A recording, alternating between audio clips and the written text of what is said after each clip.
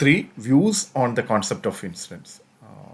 One concept, and it is by Dalton's traditional concept, Mrs. Higgs, concept of formal and effective incidence, and Musgrave's concept of incidence.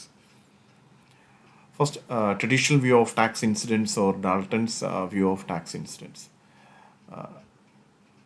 അദ്ദേഹം പറയുന്നത് impact of tax is the point at which a tax is imposed. അപ്പോൾ impact of tax അതുപോലെ തന്നെ incidents of ടാക്സും ഇത് രണ്ടും എന്താണെന്ന് നമ്മൾ പ്രീവിയസ് ക്ലാസ്സുകളിൽ മനസ്സിലാക്കിയൊരു കാര്യമാണ്. എന്താണ് ഇമ്പാക്റ്റ് എന്നുള്ളത്, അല്ലെ? ഇനീഷ്യൽ ബേർഡനും ഒരു ഫൈനൽ മണി ബേർഡനും ആണ് ഈ ഇമ്പാക്റ്റും ഇൻസിഡൻസും എന്നൊക്കെ പറയുന്നത്. അപ്പോൾ ഇദ്ദേഹം ഇവിടെ പറയുന്നത് ട്രഡീഷണൽ വ്യൂവിൽ അല്ലെങ്കിൽ ട്രഡീഷണൽ സ്കൂളിൽ പറയുന്ന impact of tax is the point at which a tax is imposed. നമ്മളത് പ്രൊഡ്യൂസറെ വെച്ചിട്ടും അല്ലെങ്കിൽ ആ ഒരു പ്രൊഡക്ഷൻ ഇതിനകത്ത് പിന്നെ ഹോൾസെയിലേഴ്സ്, റീറ്റെയിലേഴ്സ്, കൺസ്യൂമർ, അത് വെച്ചിട്ട് നമ്മൾ ഇൻസിഡൻസും ഇമ്പാക്റ്റും നമ്മൾ ഡിഫൈൻ ചെയ്തിരുന്നു, അല്ലേ? അപ്പോൾ ഇമ്പാക്ട് ഓഫ് ടാക്സ് എന്ന് പറയുന്നത് is the point at which a tax is imposed and incidence means the eventual distribution of burden of tax. Here the money burden of tax. അപ്പോൾ ഇമ്പാക്റ്റ് പ്രൊഡ്യൂസറുടെ, അല്ലെ, പ്രൊഡ്യൂസർക്ക് ഒരു ടാക്സ് ഇമ്പോസ് ചെയ്യുമ്പോൾ ആ impose ചെയ്ത ടാക്സിൻ്റെ first payment അദ്ദേഹം കൊടുക്കാം. പക്ഷേ അതിൻ്റെ ബേർഡൻ അദ്ദേഹം ഷിഫ്റ്റഡ് ടു ദ കൺസ്യൂമറാണ്, അല്ലെങ്കിൽ ഷിഫ്റ്റഡ് ടു അതർ പേഴ്സൺ. അപ്പോൾ ഇനീഷ്യൽ ബേർഡൻ അദ്ദേഹം മറ്റൊരു പേഴ്സണിലേക്ക് ഷിഫ്റ്റ് ചെയ്ത് ആ പേഴ്സണിലേക്ക് ഇനി ഫർദർ ഷിഫ്റ്റിംഗ് സംഭവിച്ചില്ല എങ്കിൽ അത് ഇൻസിഡൻസ് ആണ്. അപ്പോൾ ട്രഡീഷണൽ വ്യൂവിൽ പറയുന്നത് that is an eventual distribution of burden of tax ആണ്. എക്സാമ്പിളായിട്ട് പറയുന്നത് സെയിൽസ് ടാക്സ്. അപ്പോൾ ഷോപ്പ് കീപ്പർ, അല്ലേ, sales tax is upon a shopkeeper or on a seller. അപ്പോൾ burden of tax eventually falls upon the buyer. Eventually falls upon the buyer means the incidence of tax burden, അല്ലേ? Incidence of tax burden എന്ന് പറഞ്ഞു കഴിഞ്ഞാൽ അത് വഹിക്കുന്നത്, മണി burden വഹിക്കുന്നത് ഈ പറഞ്ഞ ബയറാണ്. ഇമ്പാക്റ്റ് വന്നത്, സെയിൽസ് ടാക്സ് വന്നത് ഷോപ്പ് കീപ്പറുടോ അല്ലെങ്കിൽ സെല്ലറുടെക്കോ ആണ്. പക്ഷേ അദ്ദേഹം അത് ഷിഫ്റ്റ് ചെയ്ത് കൺസ്യൂമറിലേക്ക് അല്ലെങ്കിൽ ബയറുടെ തലയിലേക്ക് അത് വെച്ചു കൊടുക്കുകയാണ് ഉണ്ടായത്. സെൽഗ്മാൻ പറയുന്നു, the major exponents of traditional view the defines incidence as settlement of the tax burden on the ultimate taxpayer ആണ്. Settlement of the tax burden on the ultimate taxpayer. Further shifting ഈ incidence വഹിക്കുന്ന ആൾക്ക് പറ്റില്ല. Further shifting സംഭവിച്ചില്ലെങ്കിൽ final settlement അവിടെ ഉണ്ടായിരിക്കും. അതിനെ നമ്മൾ ഇൻസിഡൻസ് ഓഫ് ടാക്സ് എന്ന് പറയും. ഇപ്പോൾ Dalton direct indirect tax burden as well as money burden and real burden of tax എന്ന് പറഞ്ഞ് അതൊരു ഡിസ്റ്റിങ്വിഷ് ചെയ്ത് വെച്ചിട്ടുള്ളത്. അപ്പോൾ ഇദ്ദേഹത്തിൻ്റെ ഇതിൽ ഇൻസിഡൻസ് ഓഫ് ടാക്സ് എന്ന് പറയുന്നത് direct money burden of tax ആണ്. Okay, direct money burden of tax. Incidence വഹിക്കുന്നത് മിക്കവാറും ബയറോ കൺസ്യൂമറോ ആയിരിക്കും, അല്ലേ?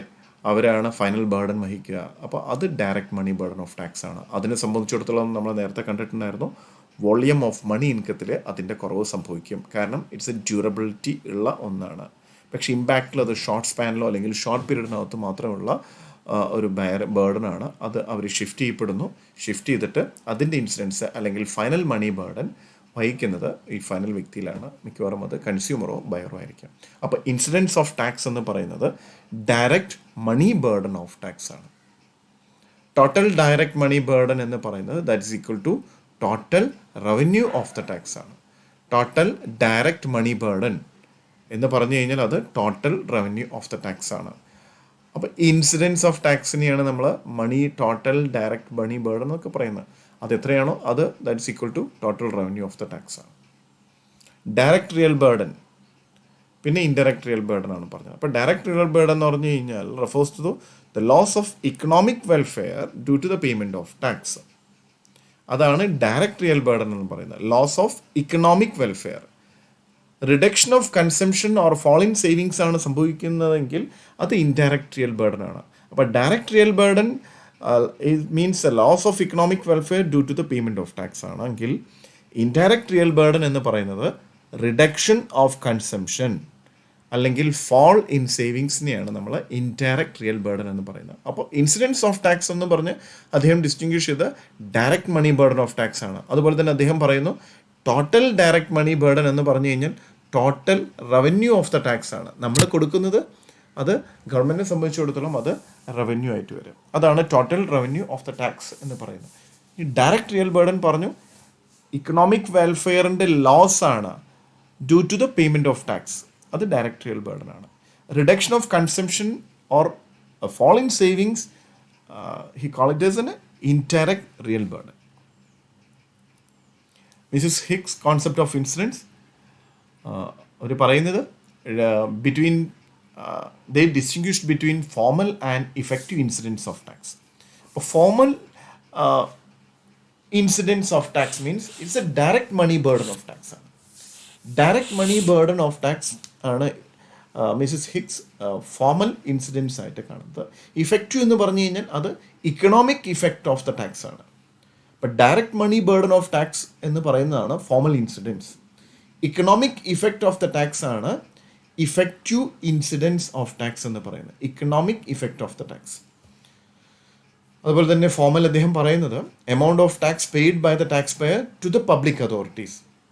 ഇതിന് വേണ്ടിയിട്ടാണെന്ന് ചോദിച്ചു കഴിഞ്ഞാൽ to finance their activities. Their activities means public activities in order to maintain the public welfare or to increase the welfare of the general public.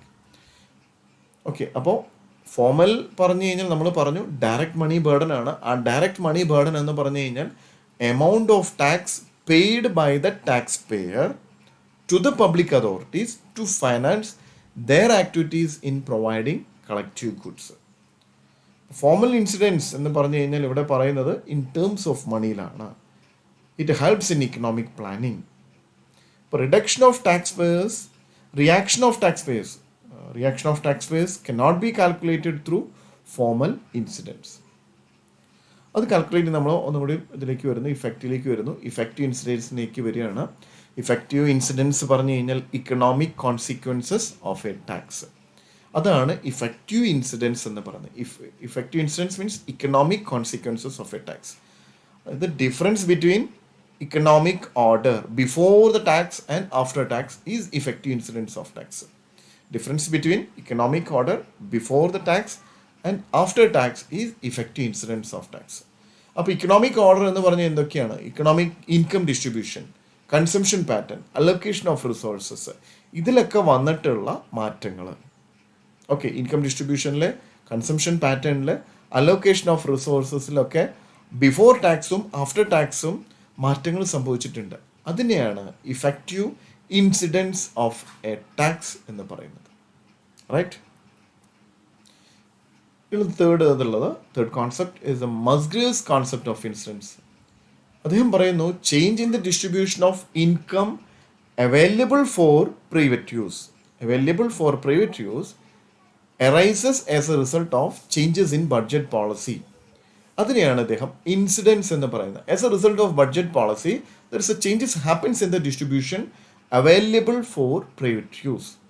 ആ ചേഞ്ചിനെ അദ്ദേഹം വിളിക്കുന്നത് ഇൻസിഡൻസ് എന്നാണ്. അപ്പോൾ ബഡ്ജറ്ററി പോളിസി എന്നുള്ളതാണ് ഇത് പറഞ്ഞിട്ടുള്ളത്.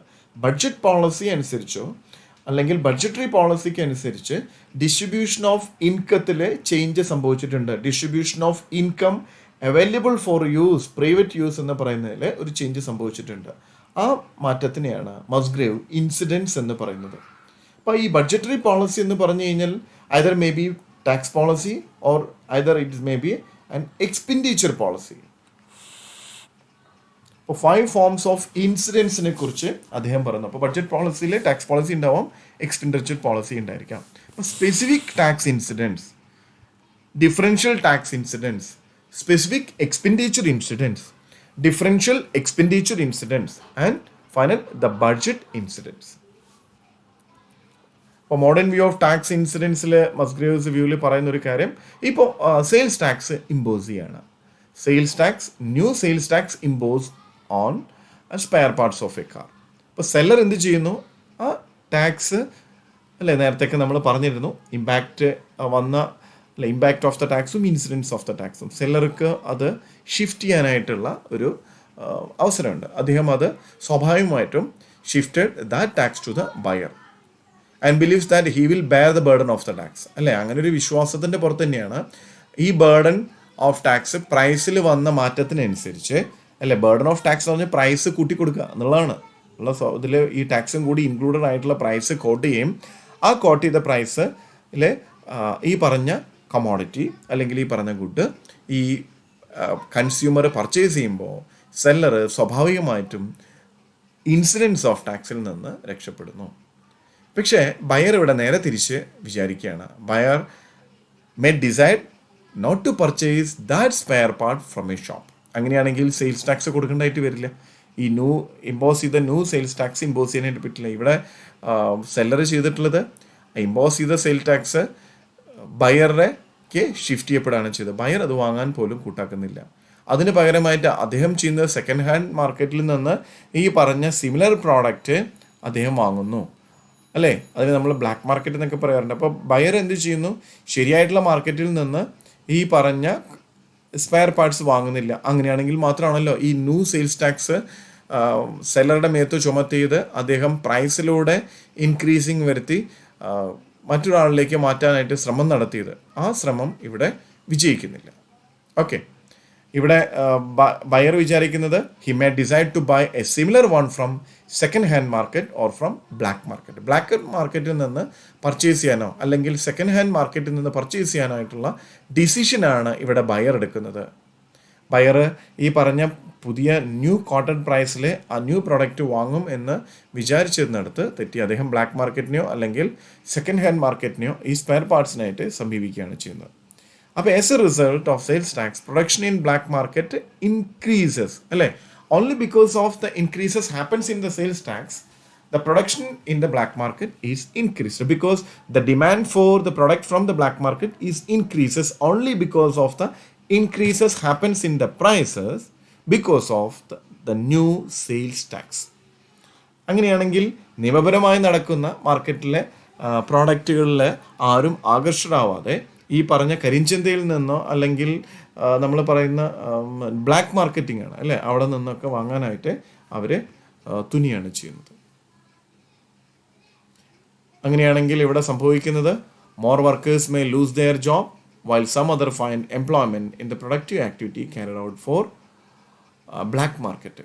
അപ്പോൾ ശരിക്കുള്ള മാർക്കറ്റിൽ നിന്നെല്ലാം പലരുടെയും ജോലി നഷ്ടപ്പെടും. ബിക്കോസ് കമോഡിറ്റിയുടെ ഡിമാൻഡ്, ഗുഡ്സിൻ്റെ ഡിമാൻഡ് ഡിക്രീസ് ചെയ്യുന്നു, റിഡ്യൂസ് ചെയ്യുന്നു.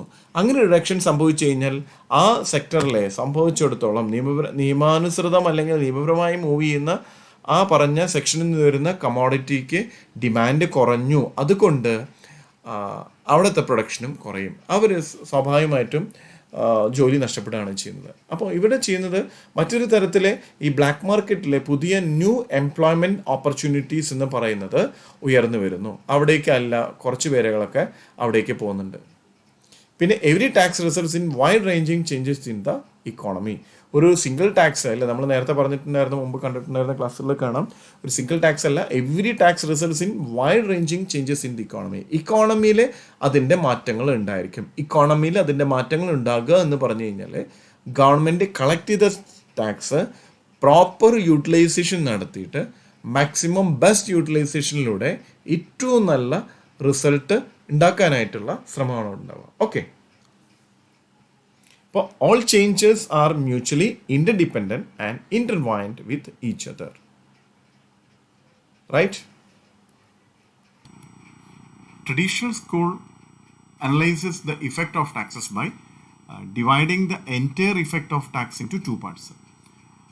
One is incidence of tax and another is all other remaining effects and changes other than incidence, or we say it's an all other effects. അതുപോലെ തന്നെ ട്രഡീഷണൽ സ്കൂള് കണക്കാക്കുന്നത് incidents of tax അവരെ സംബന്ധിച്ചോളം അവർ പറയുന്നത് it's an eventual distribution of burden of tax ആണ്. പക്ഷെ Musgrave ഈ വ്യൂവിനെ criticise ചെയ്യാണ്, ട്രഡീഷണൽ വ്യൂവിനെ ക്രിട്ടിസൈസ് ചെയ്യാണ്. അദ്ദേഹം പറയുന്നത് ഇതൊരു ശരിയായിട്ടുള്ള ഒരു അനലൈസ് അല്ല. ബിക്കോസ് അദ്ദേഹം പറയുന്നു it's not a correct to make a division between the total effect of a tax in two different parts. One is direct incidence and another is all other effects. അങ്ങനെ രണ്ടായി തിരിച്ച് total effect of ടാക്സിന് രണ്ട് പാർട്ടായിട്ട് തിരിച്ച് direct incidents എന്നും അതുപോലെ തന്നെ all other remaining effects and changes other than incidence എന്ന് പറഞ്ഞ് രണ്ട് പാർട്ടാക്കി തിരിച്ചുള്ള അനാലിസിസിന് എതിരാണ് റിച്ചാർഡ് എ മസ്ഗ്രേവ്. മസ്ഗ്രേവ് പറയുന്നത് ഇതിനെ അങ്ങനെ അല്ല അദ്ദേഹം കാണുന്നത്, അദ്ദേഹം മറ്റൊരു രീതിയിലാണ് ഇതിനെ കാണുന്നത്. അദ്ദേഹം എല്ലാം ഒരു ആസ്പെക്റ്റിൽ എടുത്തിട്ട് അതിന് ഡിഫറെൻ്റ് ആയിട്ടുള്ള അങ്ങനെ ഒരു ടോട്ടൽ ചേഞ്ചിനെ ഡിഫറെൻ്റ് ആസ്പെക്ട്സിൽ കൊണ്ടുവന്ന് അതിനെ കാണുകയാണ്. അതല്ലാതെ അതിനെ രണ്ടായിട്ട് തരം തിരിക്കുന്നില്ല, രണ്ട് പാർട്ടായിട്ട് തിരിക്കുന്നില്ല.